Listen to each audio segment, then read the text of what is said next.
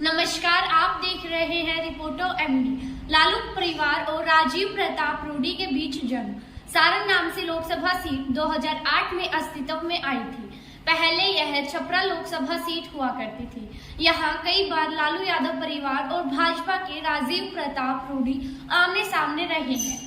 लोकसभा चुनाव में प्रचार चरम पर है। आज पहले चरण का मतदान भी हो जाएगा। इन सबके बीच कुछ सीटों पर मुकाबला दिलचस्प हो गया है। इनमें से एक है बिहार की सारण लोकसभा सीट रही है। रोहिणी के सामने भाजपा के बड़े नेता राजीव प्रताप रूडी है। हमारा खास पेशकश सीट का समीकरण में आज इसी सारण सीट से होगा। सीट का समीकरण में आज ही होगा।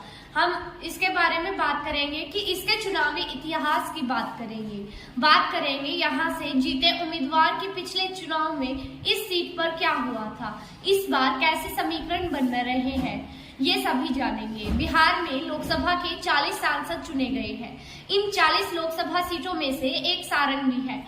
इस चुनाव में सारण सीट प्रजा सोशलिस्ट पार्टी के राजेंद्र सिंह को जीत मिली। उन्होंने पिछली बार जीते प्रजा सोशलिस्ट पार्टी के राजेंद्र सिंह को 21,204 वोट से हरा दिया था। 1967 के लोकसभा चुनाव में भी कांग्रेस के रामशेखर प्रसाद सिंह जीते थे। इस बार उन्होंने संयुक्त सोशलिस्ट पार्टी के HP यादव को 28,209 वोट से हराया था। 1971 में लोकसभा चुनाव में कांग्रेस के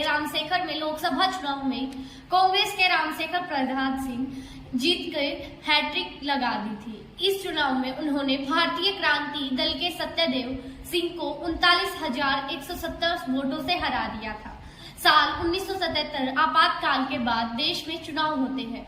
छपरा से जनता पार्टी एक नए चेहरे पर दांव लगाती है। पटना विश्वविद्यालय का एक छात्र नेता भारतीय लोक दल के टिकट पर मैदान में उतरता है। सिर्फ उतरता ही नहीं, जीत भी जाता है। ये जीत भी छोटी मोटी नहीं होती, पूरे 3,73,800 वोट की जीत होती है। और इसी के साथ बिहार की राजनीति का जिक्र पूरा नहीं होता है। 1977 में 28 साल के युवा लालू छपरा सीट पर लगातार चुनाव जीत चुके।